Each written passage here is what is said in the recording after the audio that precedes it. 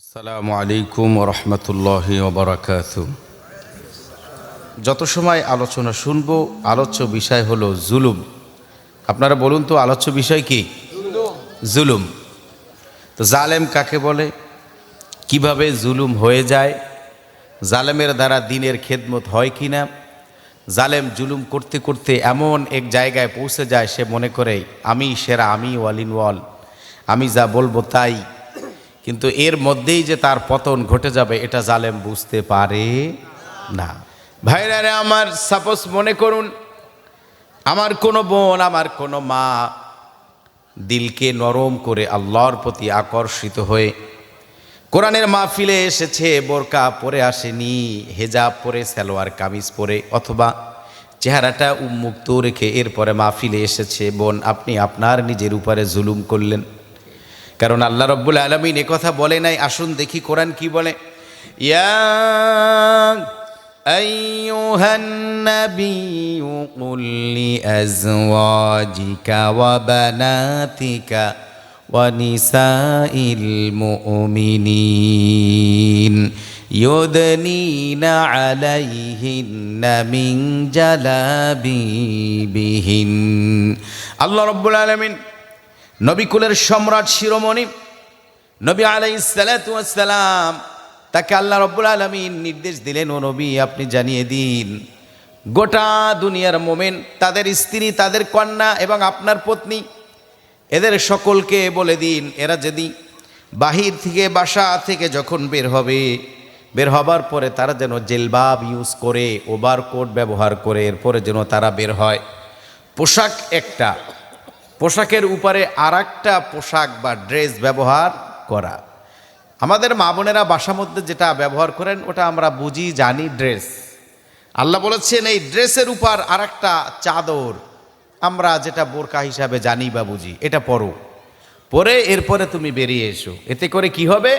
যারা ইফটিজিং করে, যারা শীষ মারে, যারা ডিস্টার্ব করে, অসহায় এতিমের মতো তাকিয়ে থাকে, এমন যাদের হৃদয়ের মধ্যে বেধি রয়েছে, রোগাক্রান্ত যারা, এমন লোকেরা তোমাদেরকে দেখে শীষ মারবে না। এরা তোমাদেরকে রেসপেক্ট করবে, অনার করবে, শ্রদ্ধা জ্ঞাপন করবে যে না এই মহিলারা সম্ভ্রান্ত, এরা দামি, কারণ এরা বোরকা ইউজ করে বের হয়েছে। তা আপনি যখনই এটা করবেন না, তখনই আপনি আপনার নিজের উপরে কি করবেন? কথা বলুন, কি করবেন? ভাইরা রে আমার সামনে অনেক শিশু আছে যাদের বয়স 55-60, এখনো দাড়ি উঠে নাই। তারাও তাদের নিজেদের উপরে জুলুম করছেন। দাড়ির কতটা গুরুত্ব বন্ধুগণ! আল্লাহর নবী আলাইহিস সালাতু ওয়াস সালামের কাছে পারস্য থেকে ইহুদি খ্রিস্টানদের কয়েকজন লোক আসলো, আল্লাহর নবীর সাথে সাক্ষাৎ করবে, মোলাকাত করবে। আল্লাহর নবী যখন জানতে পারলেন যে তাদের চেহারায় দাড়ি নাই, কি নাই? দাড়ি নাই। তারা জাতে কি? ইয়াহুদ, জিউস, এরা অমুসলিম। এদের চেহারায় দাড়ি থাকলেই কি আর না থাকলেই কি? সেই লোকদের ব্যাপারে নবী আলাইহিস সালাতু ওয়াস সালাম তিনি যখন জ্ঞাত হলেন, তাকে যখন জানানো হলো যে তাদের অবস্থা এই, তাদের চেহারাতে দাড়ি নাই, আল্লাহ নবী বললেন এই লোকদের সাথে আমি কোনো সাক্ষাৎকার দেব না। ভাইরা আমার, আসহাবে রসুল যারা ছিলেন, নবী আলাইহিস সালাতু ওয়াস সালামের সাহাবীরা, তাদের আবেদন নিবেদন, তাদের রিকোয়েস্টে আল্লাহর নবী রাজি হলেন। হ্যাঁ, আমি ওদের সামনে যাব। ঠিক আল্লাহর নবী তাদের সামনে আসলেন, এসে চেহারাটা অন্যদিকে ঘুরিয়ে রাখলেন। তাদের মুখোমুখি হয়ে বসার পরেও চেহারাটা তাদের দিকে সরাসরিভাবে তিনি নিক্ষেপ করেননি, অন্যদিকে ঘুরিয়ে রেখেছিলেন। কারণ তাদের চেহারায় কি ছিল না? আমরা এখনো দাড়িটা রাখতে পারি নাই। জুলুম এটা আমি ভাবিও না, এটা দায়মা জুলুম, অনাবরত, কন্টিনিউয়াস, চলমান, চলছে, জুলুম হতেই চলছে। যতক্ষণ আপনি দাড়ি না রাখবেন ততক্ষণ আপনি আপনার নিজের উপরে জুলুম করবেন। এজন্য ফতুয়ার মূলনীতি হলো মানের তাকাবা আলা কাবিরাতিন ফাহুয়া ফাসিক। যারা র্যান্ডম, অনবরত, যারা কবিরা গুনার উপরে নিজেদেরকে ব্যস্ত রাখে, নিয়োজিত রাখে, তারা হলো পাপিষ্ট, তারা ফাসিক। তারা কি? আমি আমার নিজের উপরে জুলুম করছি, শোষণ করছি, দাড়িটা না রেখে আমি নিজের উপরে জুলুম করছি। আমি টাকনুর নিচে আমার পোশাকটা পরে একটিবারও তো আমি ভাবলাম না রাসূলুল্লাহর প্রায় 35-35টি হাদিস এসেছে টাকনুর নিচে যেন কোনো বস্ত্র ঝুলে না পড়ে। আর হাঁটুর ব্যাপারে মাত্র হাতে গোনা 3-4টি হাদিস এসেছে যেন হাঁটুর উপরে যেন না উঠে, ছতর যেন তরফ না হয়। টাকনুর নিচে প্রায় 35টা, আর হাঁটুর কয়টা? হাতে গোনা 3-4টা। এত গুরুত্ব আল্লাহর নবী দিলেন, অথচ আমরা এমন টাইপের মুসলিম, মসজিদে যে আল্লাহর বিধান বাস্তবায়ন করার জন্য আল্লাহর ঘরে ঢুকি, ইমাম সাহেব অ্যানাউন্স করেন অথবা নাই করেন, আমি আমার স্বজ্ঞানে নিজ সচেতনতা বোধ নিয়ে আমি আমার ওই অংশটা টাকনুর উপর থেকে তুলে এরপরে নামাজে দাঁড়াই।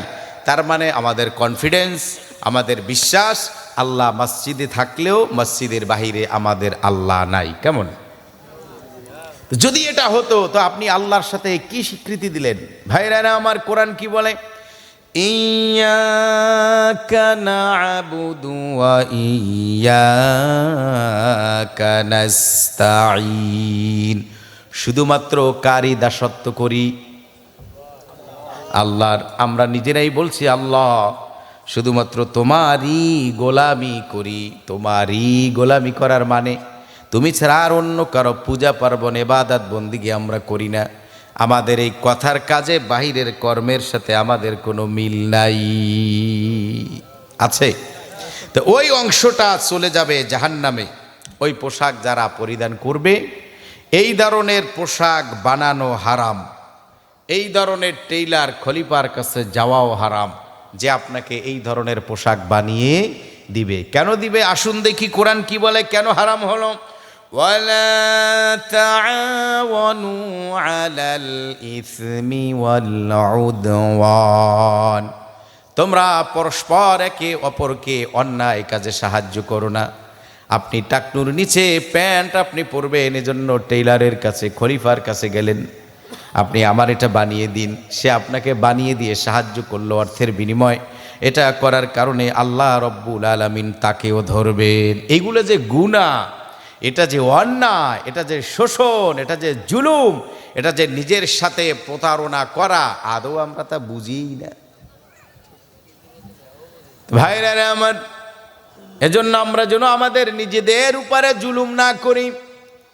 আমি আমার সন্তানের উপরে জুলুম করছি, আমি আমার স্ত্রীদের উপর বা স্ত্রীর উপর আমি জুলুম করছি, আমি আমার মায়ের সাথে জুলুম করছি, আমি আমার বাবার সাথে জুলুম করছি, আমি আমার প্রতিবেশীর সাথে জুলুম করছি। বন্ধুগণ, এমনকি আমরা মানুষের নাম বিকৃতি করেও আমি আমার নিজের উপরে জুলুম করছি। একজন মানুষের নাম আব্দুর রহমান। কি নাম? আব্দুর রহমান। রহমান না, কি বললেন আপনি? রহমান কার নাম? তাফসীর ইবনে কাসিরে এসেছে, আল্লাহ নবী বলেছেন, ভাইরা আমার, চোখের মধ্যে যে সাদা এবং কালো যে অংশটা, এটা একটি আরেকটির সাথে যেভাবে ওতপ্রোতভাবে অঙ্গাঙ্গিভাবে জড়িত, যেমন খুব কাছাকাছি পাশাপাশি কালো এবং সাদা অংশটা রাসূল উপমা দিয়েছেন, ঠিক আল্লাহ এবং রহমান শব্দটা এর ফজিলাত ওই রকম চোখের এই অংশের কাছাকাছির মতো। তা আপনি কিভাবে বলেন এ রহমান না? কুদ্দুচ্চা নাম হলো আব্দুল কুদ্দুস, আব্দুর রহমান, আব্দুর রহিম, আব্দুল কাদের, কাদিরিয়া, এই যে এইভাবে করে সম্বোধন করা, এই সম্বোধিত ব্যক্তি তিনি যদি আপনার এইভাবে সম্বোধন করার কারণে যদি দুঃখ পান, মর্মাহত হন, কষ্ট পান, আপনার কবিরা গুনাহ হবে। তওবা ছাড়া আল্লাহ মাফ করবে না, তার কাছ থেকে ক্ষমা নেওয়া ছাড়াও আল্লাহ আপনাকে মাফ করবেন না। আসুন দেখি কোরআন কি বলে। ভাইরা আমার, বিইসাল ইসমুল ফুসুকু বাদাল ঈমান ওয়া মান লাম ইয়াতুব ফাউলাইকা হুমুয যালিমুন। আল্লাহ রাব্বুল আলামিন বলেছেন, এটা কতই না নিকৃষ্টতম কাজ, পাপাচারিতা, মানুষ মানুষকে ব্যঙ্গ করে, বিকৃতি নামে সম্বোধন করে। আল্লাহ রাব্বুল আলামিন বলেছেন এটা হলো কবিরা গুনাহ। এটা কি গুনাহ? একটু কথা বলতে হবে আপনাদের, এটা কি গুনাহ? কবিরা গুনাহ। কবিরা গুনাহ তওবা ছাড়া আল্লাহ মাফ করেন না, এবং পিতামাতার খিদমত করলে কবিরা গুনাহটা হালকা হয়ে যায়। এরপরে তওবা করলে আল্লাহ একদম ডিলিট করে দেন, মুছে ফেলেন। তো ভাইয়েরা আমার, এজন্য আমরা কখনো কাউকে এইভাবে নাম ধরে ডাকবো না। তবে যদি এমন হয় যে ব্যক্তিকে এই নামে ডাক দিলে সে খুব স্যাটিসফাইড, এতে সে সন্তুষ্ট থাকে, এটা নিয়ে সে কোনো কষ্ট পায় না। যেমন কিছু লোক আছে যে সে আদৌ চেয়ারম্যান না, কিন্তু তাকে কি বলে ডাকে জনগণ, হ্যাঁ চেয়ারম্যান সাহেব, উনি খুব খুশি হন, খুব হ্যাপি এই ডাকে। এমনকি সাধারণ লোকজন জনগণ তাদেরকেও তিনি খাওয়ান, আমাকে চেয়ারম্যান বলে সম্বোধন করেছে, ডেকেছে এই জন্য। তো একজন মানুষ চোখ নাই, কানা মানুষ, আমরা ডাক দিয়ে কানাইয়া। এই কানা বলে সম্বোধন করার কারণে সে যদি কষ্ট পায় আপনি ধরা খেয়ে যাবেন। আবার অনেক হুজুর আছে দেখবেন, এই ল্যাংরা মাওলানা, অন্ধ মাওলানা, এগুলো শুনলে সে কষ্ট পাওয়ার কথা, কিন্তু অনেক সময় কষ্ট পান না। কারণ তিনি জানেন যে আমি এই নামেই, এই বিশেষণে আমি বিশেষায়িত হয়েছি। আমাকে কানা বললে চিনে, আমাকে হাতুড়ে বললে চিনি, আমাকে প্রতিবন্ধী বললে চিনে, এটা গালি নয়। এইভাবে তিনি পরিচিতি অর্জন করেছেন, উনি শুনলে মনে কষ্ট পান না। এইভাবে ডাকলে তাতে কোনো অন্যায় হবে না। আসুন দেখি এই ব্যাপারে কিছু পাওয়া যায় কিনা। আরেকটি হাদিস নিন। নবী করিম সাল্লাল্লাহু আলাইহি ওয়াসাল্লামের একজন সাহাবী যার নাম ছিল জুল ইয়াদাইন। কি নাম? ইয়াদুন মানে হাত, তাব্বাত ইয়াদা আবি, এখানে ইয়াদা নে ছিল, গ্রামারগত কারণে ইয়াদা হয়েছে, যাই হোক। তো এই জুল ইয়াদাইন মানে লম্বা দুই হাত বিশিষ্টওয়ালা ব্যক্তি। আল্লাহ নবী সাল্লাল্লাহু আলাইহি ওয়াসাল্লাম এই সাহাবীকে জুল ইয়াদাইন বলে সম্বোধন করেছিলেন। এই লম্বা হাতওয়ালা, আমাদের দেশে আছে না আঙ্গুল 6টা, খুব সুন্দর একটা নাম তার, এ ছয়াঙ্গুল্লা। ছয়াঙ্গুল কি তার নাম? কিন্তু আমরা কি বলছি? ছয়াঙ্গুল। আমরা জিজ্ঞেস করি, ভাই অমুকের বাড়িটা চেনেন? কোন বাড়ি? ওই লোকটা হয়তো অর্থ একটু কম খরচ করেন, খুবই একটু হিসাবী মানুষ, টাকা পয়সা যেভাবে আছে ওইভাবে তিনি ব্যয় করেন না। কিন্তু আমরা কি, ও এই কারুনের বাড়ি খুঁজেন? কি বললাম? কারুনের বাড়ি, ওই বখিলের বাড়ি, ওই কৃপণের বাড়ি। এই যে কথাগুলো, এগুলো যে অন্যায়, এগুলো যে জুলুম, এগুলো যে শোষণ, এই যে নিজের উপরে নিজে কুঠার দিয়ে আঘাত করা, এটা কিন্তু আমরা নামাজিরাও বুঝি না, আমরা এই ব্যাপারে সচেতন হতে পারি নাই। তো ভাইয়েরা আমার, আল্লাহর নবীর সাহাবী জুল ইয়াদাইন, আল্লাহর নবী নামাজ আদায় করলেন, জোহরের নামাজ 2 রাকাত নামাজ শেষ করে সালাম ফিরিয়ে দিলেন, সাহাবীরাও বেরিয়ে এলো। কোনো সাহাবী সাহস পাচ্ছিলেন না নবীকে জিজ্ঞেস করবেন যে নামাজ 2 রাকাত মাইনাস হলো কিনা। কিন্তু এই জুল ইয়াদাইন লম্বা হাত বিশিষ্ট সাহাবী, উনি আল্লাহ নবীকে বললেন, ইয়া রাসূলুল্লাহ, নামাজ কি 2 রাকাত মাইনাস হয়েছে নাকি? আল্লাহর নবী বললেন, না তো। সাহাবী বললেন, ইয়া রাসূলুল্লাহ, আপনি তো 2 রাকাত নামাজ আদায় করেছেন। আল্লাহ নবী বললেন, আরও 2 রাকাত পড়তে হবে, আসো। বাকি 2 রাকাত আদায় করে নিলেন। এই যে জুল ইয়াদাইন, এই সাহাবীকে আল্লাহর নবী জুল ইয়াদাইন বলে সম্বোধন করেছিলেন। তিনি বললেন, আমি এই নামটাই লাইক করলাম, আজ থেকে এটাই আমার জন্য ঠিক করে নিলাম। সাহাবীরা সবাই তাকে জুল ইয়াদাইন বলে ডাকতো, কিন্তু তার নাম জুল ইয়াদাইন ছিল না। মূল নাম কি জুল ইয়াদাইন ছিল? না। ওই যে হাতটা একটু বড়, আমরা যেরকম ছয়াঙ্গুল্লা বলি, কানে একটু কম শুনলে কানা বলি, এরপরে পাগল বলি, অনেক কিছু আমরা এরকম কিছু বলে থাকি, কিন্তু এইভাবে সাহাবীরা বলতেন না। এটা যেহেতু রাসূলুল্লাহর পবিত্র জবানি থেকে, মুখ থেকে এসেছিল বলেই ওই সাহাবী ওটা ধরে রেখেছেন যে হ্যাঁ, আমাকে জুল ইয়াদাইন বলেই তোমরা ডাকো, কারণ আমি এটা এই কারণে পছন্দ করেছি, নবী আমাকে এই ডাকে ডেকেছেন। বন্ধুগণ, আবু হুরায়রা প্রখ্যাত বিখ্যাত সাহাবী, কি নাম? আবু হুরায়রা রাদিয়াল্লাহু তাআলা আনহু, তার এই নাম। আবু হুরায়রাকে নিয়ে মজার একটি ঘটনা বুখারীতে এসেছে। আল্লাহর নবী সাল্লাল্লাহু আলাইহি ওয়াসাল্লাম আর আবু হুরায়রাকে নিয়ে একটি ঘটনা। আবু হুরায়রা রাস্তায়, মদিনা মুনাওয়ারা রাস্তার উপরে তিনি দাঁড়িয়ে আছেন, তিনি ক্ষুধার্ত, তৃষ্ণার্ত। আজকে দুপুরে কে আমাকে মেহমান বানাবে, কে আমাকে খাওয়াবে? আবু বকরের সাথে দেখা হলো, সালাম বিনিময় হলো। সালাম বিনিময়ের পরে আবু বকর একে বললেন, আবু হুরায়রা, যে আবু বকর, এই কোরআনুল কারীমের এই যে আয়াত, এই আয়াতে কারিমার মাফহুম, এই আয়াতে কারিমার বুঝটা আপনি কি বুঝেন? আবু বকর যে সঠিকটাই বুঝেছিলেন সেটাই আবু হুরায়রাকে বললেন। আবু হুরায়রাকে বললেন, আবু হুরায়রা আপনি কি বুঝেন? বলে আমি এরকম বুঝি। তো ঠিক আছে, বোঝাবুঝি এখানে থাক, আপনি আপনার মতো, আমি আমার মতো। তো বন্ধুগণ, আবু হুরায়রা রাদিয়াল্লাহু তাআলা আনহু আল্লাহর নবী সাল্লাল্লাহু আলাইহি ওয়াসাল্লাম প্রিয় একজন সাহাবী ছিলেন আবু হুরায়রা। আবু বকরের পরে ওমর আসলেন, ওমরের সাথে একই রকম আচরণ করা হলো। আবু হুরায়রা রাদিয়াল্লাহু তাআলা আনহু চলে গেলেন, ওমরও চলে গেলেন, কিন্তু আবু হুরায়রার যে আশা ছিল আমাকে মেহমান বানাবেন, কিন্তু তার কেউ বানালো না। কিন্তু দেখতে পেলেন কিছুক্ষণ পরেই নবী মুহাম্মদুর রাসূলুল্লাহ তিনি আসছেন। আল্লাহ নবী দেখেই বললেন, তাআল ইনদি ইয়া আবা হুরায়রা, ও আবু হুরায়রা আয় আমার সাথে আসো। আবু হুরায়রাকে বাড়ি নিয়ে গেলেন। মা আয়েশাকে জিজ্ঞেস করলেন ঘরে আছে নাকি। আমার মা বোনেরা শুনুন, কেমন পত্নী ছিলেন বিশ্বনবীর, আমাদের জননীরা কেমন ছিলেন। আয়েশাকে বললেন, আয়েশা রে, ঘরে কিছু আছে নাকি, মেহমান এসেছে, আপ্যায়ন করাবো। আয়েশা বললেন, ওগো রাসূল, ঘরের মধ্যে শুধুমাত্র ঈষৎ পরিমাণ সামান্যটুকুন দুধ রয়েছে, পেয়ালাতে ছোট একটি পেয়ালায় একটুখানি দুধ আছে, আর কিছুই নাই। আবু হুরায়রা লালায়িত হলেন, যাক দুধ আছে, অন্তত একটু দুধ তো পান করতে পারবো। আল্লাহর নবী আবু হুরায়রাকে বললেন, ও আবু হুরায়রা যাও, আহলে সুফফা যারা আছে তাদেরকে গিয়ে ডেকে আসো, গিয়ে বলো আমি রাসূল ডেকে পাঠিয়েছি।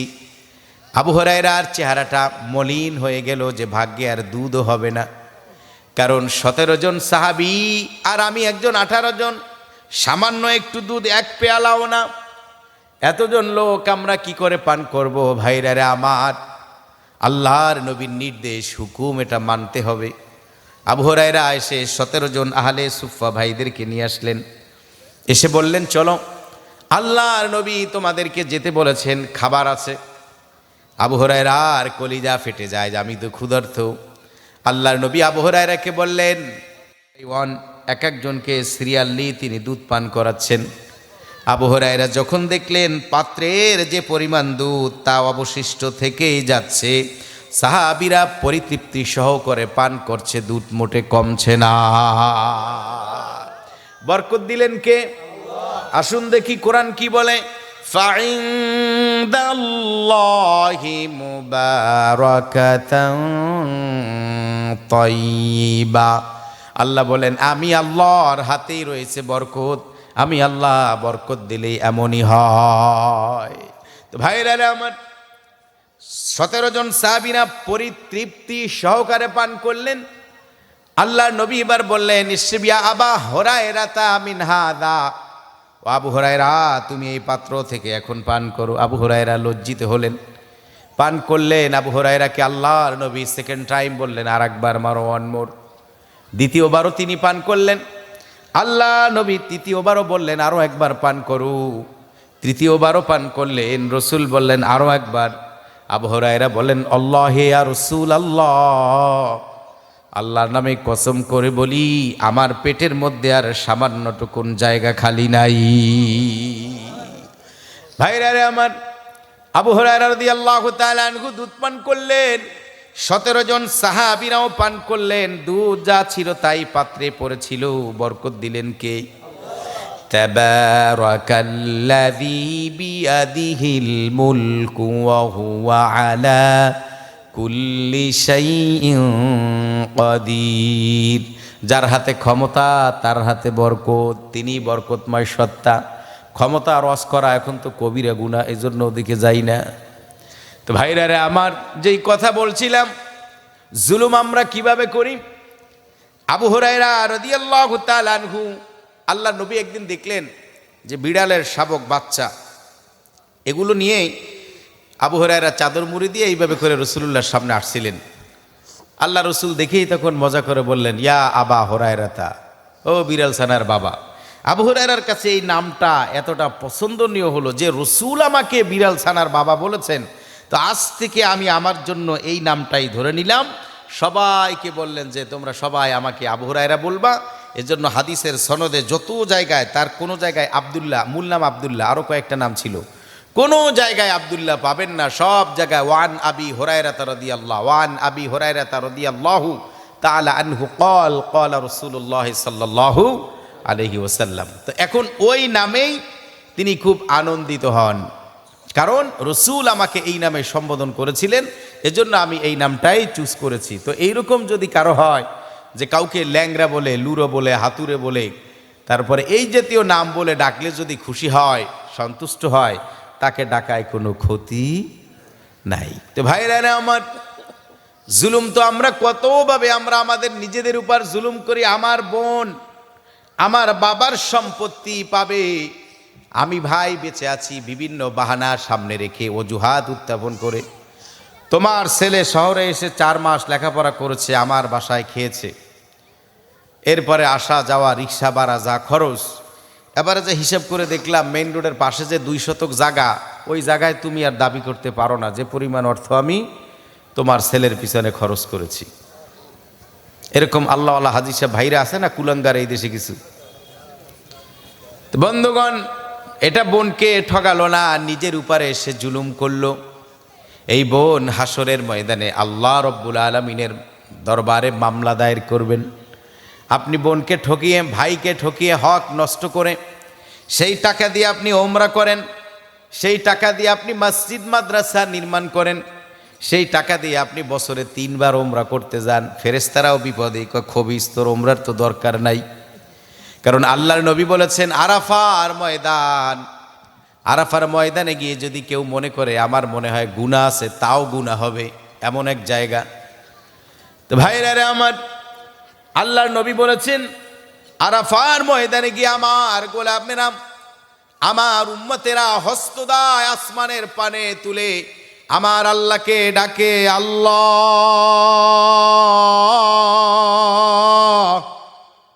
ইয়া রব্বি, ইয়া রব্বি, ও আমার রব, আমাকে মাফ করে দাও।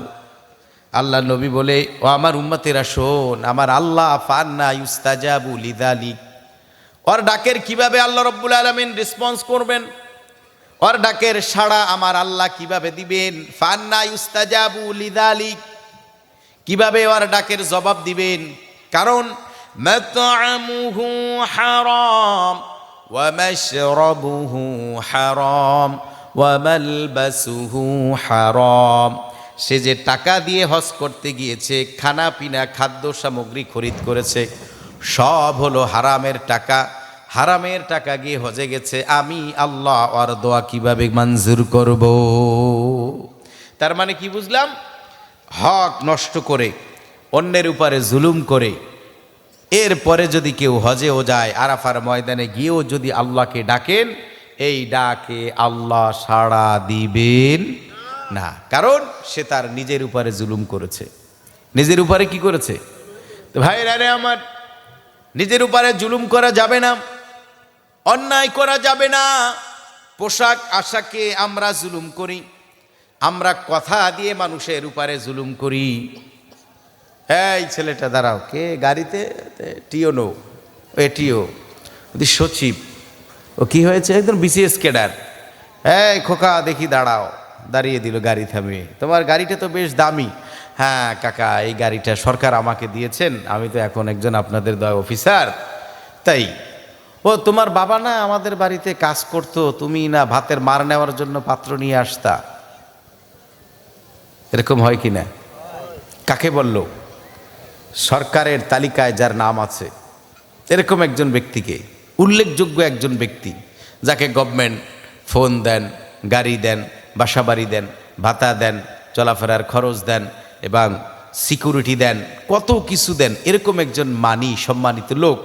সেই লোকটাকে আপনি একজন অর্বাচীন, অশিক্ষিত, মূর্খ, আপনি মুরব্বী, তাকে বললেন তোর বাপ না আমার বাড়ি কাজ করতো, তুই তার সল, এখন এরকম বিসিএস ক্যাডার হয়েছে। এই যে আপনি তার অধীনস্থ লোকদের সামনে অথবা তার ড্রাইভারের সামনে তার পার্সোনালিটি যে আপনি হরণ করেছেন, হস্তক্ষেপ করেছেন, এই যে অন্যায়টা করলেন জবান দিয়ে, কথা দিয়ে, এটা আপনার কথার জুলুম, আল্লাহ আপনাকে হাসরের ময়দানে ধরবেন।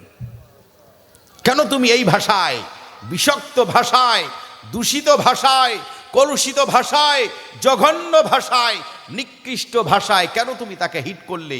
আল্লাহ রাব্বুল আলামিন তাকে ধরবেন। এজন্য আল্লাহ রাব্বুল আলামিন বলেছেন, তোমরা যখন কথা বলবে তোমাদের কথাটা কেমন হবে? ওয়াকুলু লিন্নাসি হুসনা, তোমরা যখন কথা বলবে তখন সুন্দরভাবে কথা বলবে। কথা বলার আগে জাস্টিস করে নিবে, আদালত কায়েম করে কথা বলবে। আল্লাহ রাব্বুল আলামিন অন্য আয়াতে বলেছেন, ওয়া ইযা কুলতুম ফাআদিলু, যখন তোমরা কথা বলবে আদালত করে, ইনসাফ করে, কথা পরিমাপ করে, ওজন করে এরপরে কথা বলবা। শুধু মুখে আসলেই বলবা না। মসজিদের কমিটি হয়েছে, সভাপতি হয়েছে, মতোয়াল্লি হয়েছে, ডোনার হয়েছে, আর আমাদের দেশে মসজিদ মাদ্রাসাগুলো এরকম, কোন বেড়ায় সভাপতি আর কোন সেক্রেটারি, মসজিদের 2 মাইল দূর থেকে এটা আস করা যায়। ইমাম সাহেব গেল কোথায়, ওমেকে কোথায়, এই কে বলেছে আপনাকে ফ্যানের সুইচ দিতে? খাদেম সাহেব আছে না, মানে খাদেমও মানুষের মধ্যেই পড়ে না। এই যে আপনার ভাষাগত দুর্বলতা, জুলুম, আপনি নিজেকে চেক দিন, সাবধান হন, নিজেকে রক্ষা করুন, তা না হয় কিন্তু আল্লাহ রাব্বুল আলামিনের কাঠ গড়ায় দাঁড়াতে হবে। ফালা তাযলিমু ফীহিন্না আনফুসাকুম, তোমরা তোমাদের নিজেদের উপরে জুলুম করো না, শোষণ করো না।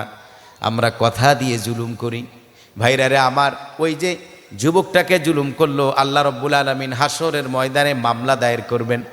আসুন দেখি নবী কি বলেছেন।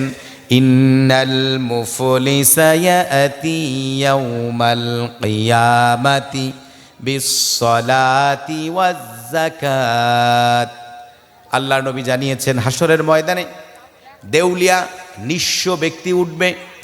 সাহাবীদেরকে বললেন, সাহাবীরা এই কথা বলো না, সাহাবীদেরকে বললেন, শোনো, তোমরা কি জানো দেউলিয়াকে, নিঃস্বকে, ফকিরকে, অভাবীকে, মিসকিনকে?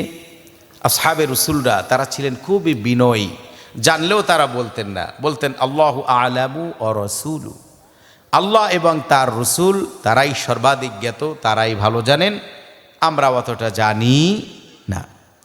আল্লাহ নবী তখন বললেন, দেউলিয়া হলো ওই ব্যক্তি যার নামাজ, যার রোজা, যার হজ, যার যাকাত, যার ইতিকাফ, যার রোজা, যার সাদাকা, যার সাধারণ দান, যার ইতিকাফ, এই কোনো কিছু তার কোনো হাসরের ময়দানে কল্যাণে আসবে না, এমন ব্যক্তি হলো দেউলিয়া।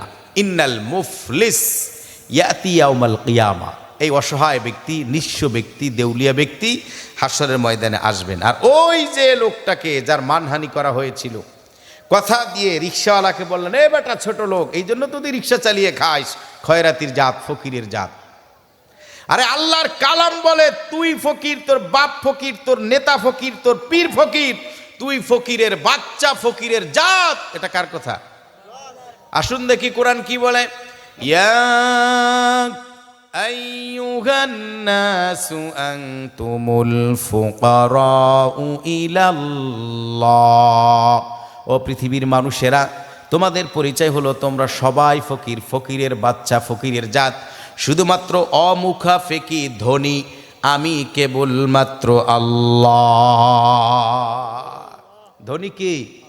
ভাইয়েরা আমার, এই আয়াত বোঝানোর জন্য আরেকটি হাদিস আপনাকে বুঝাই, ক্লিয়ার হয়ে যাব। আমরা কিভাবে নিঃস্ব হলাম, কিভাবে মিসকিন আমরা কিভাবে গরিব, আর আল্লাহ কিভাবে ধনী।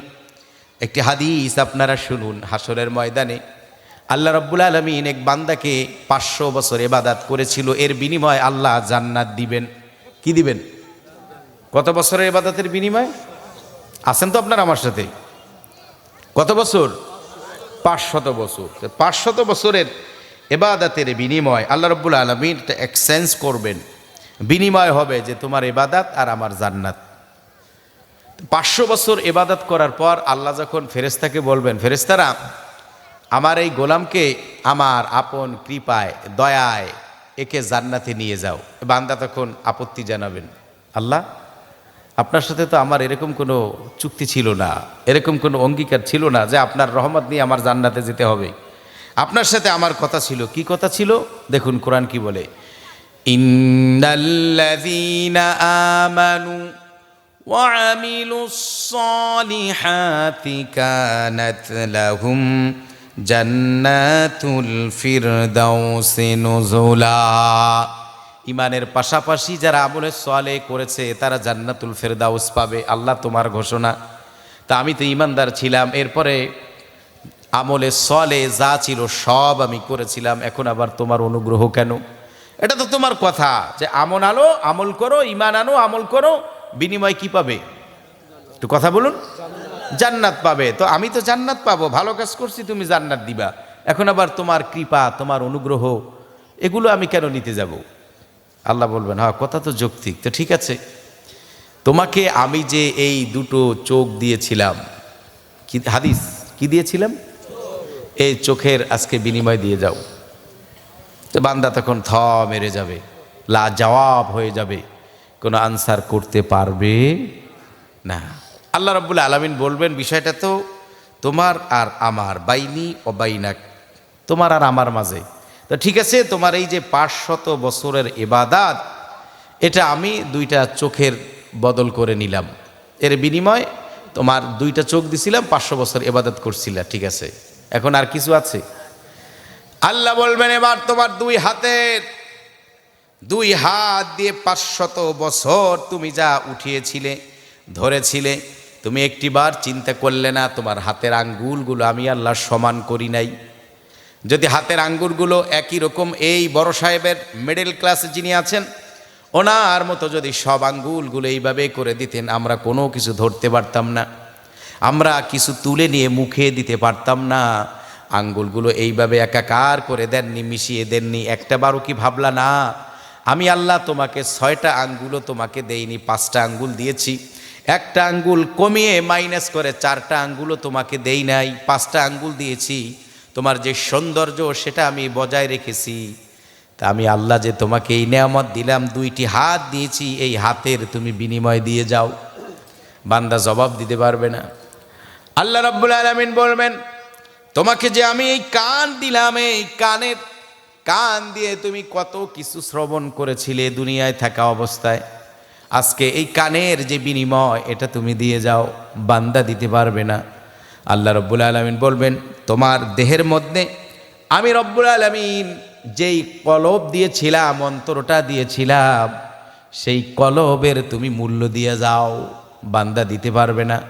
আল্লাহ রব্বুল আলামিন বলবেন, তোমার যে এই ফিজিক্যাল যে স্ট্রাকচার, এই যে অবকাঠামো, আমি আল্লাহ কত সুন্দর করে যেগুলো দামি দামি অর্গান, ওই অঙ্গ প্রত্যঙ্গগুলো আমি আল্লাহ ভিতরে সুন্দর করে সেটআপ দিয়েছি। তোমার চোখ 2টা নিঃসন্দেহে দামি, তা আমি বাহিরে রেখেছি। কান 2টা তাও দামি, বাহিরে রেখেছি। নাক সেটাও দামি, বাহিরে রেখেছি। ওষ্ঠদ্বয়, ঠোঁট, ওটাও দামি, বাহিরে রেখেছি। এর চেয়েও যেটা বেশি দামি সেটা হলো তোমার হার্ট, এর চেয়ে যেটা বেশি দামি সেটা হলো তোমার লিভার, এর চেয়ে যেটা বেশি দামি সেটা হলো তোমার কিডনি, এর চেয়ে সবচেয়ে বেশি দামি, এরকম দামি দামি যেই বিষয়, যে অঙ্গ, সেগুলো আমি প্যাকেট করে দিয়েছি।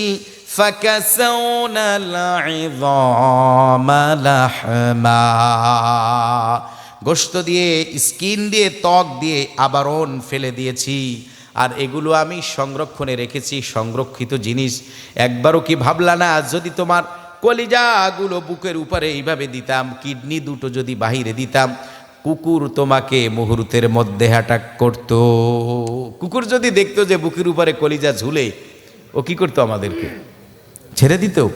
আর যেই ধুলা বালি, যে ময়লা আবর্জনা আমাদের, এগুলোর যে কি অবস্থা হতো, এই কলিজা পরিষ্কার করার জন্যই তো 3জন কর্মচারী রাখা লাগতো।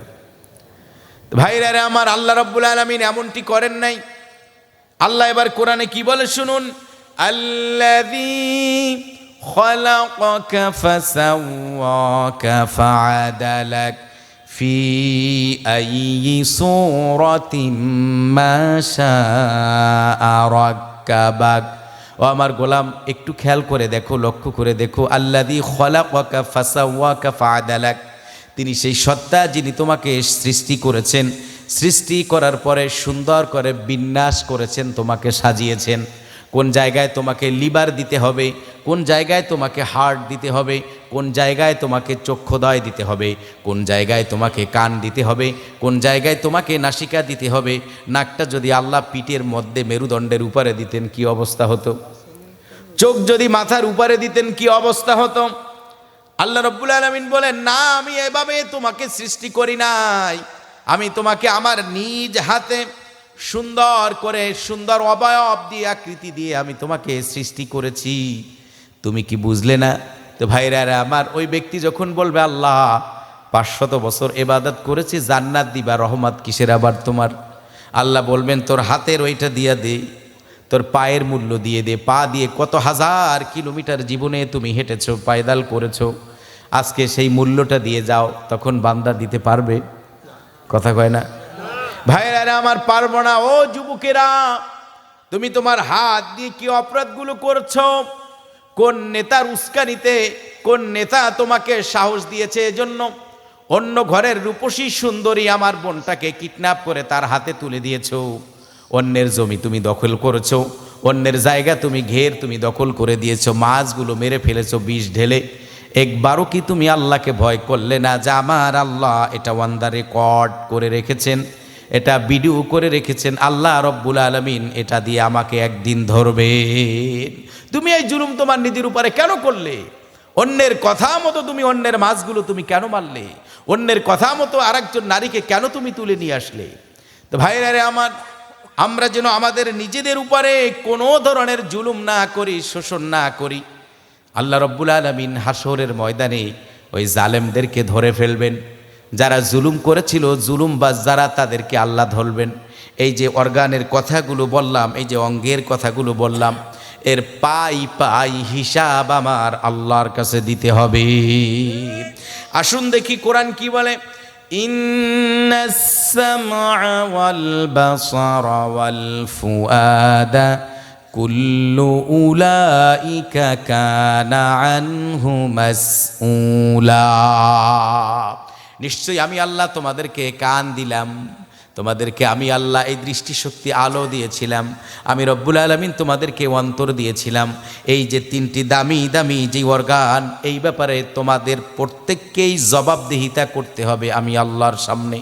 তুমি চোখ দিয়ে কি করেছিলে, তুমি কান দিয়ে কি করেছিলে, অন্তর দিয়ে তুমি কি বাজে চিন্তা ভাবনায় নিজেকে নিয়োজিত রেখেছিলে, আজকে সেই জবাব দিয়ে যাও। পারবো?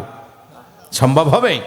ভাইরা আমার, এরপরও মিথ্যাচারী, মিথ্যুক, মিথ্যাবাদী যারা, ওরা আল্লাহ রব্বুল আলামিনের ওই জালেমেরা যারা নিজেদের উপরে জুলুম করেছিল, আমার মা বোনেরা শুনুন, ওই জালেমেরা হাসরের ময়দানে আমার আল্লাহ তার সামনেও জুলুম করার চেষ্টা করবে, মিথ্যার আশ্রয় নিবে।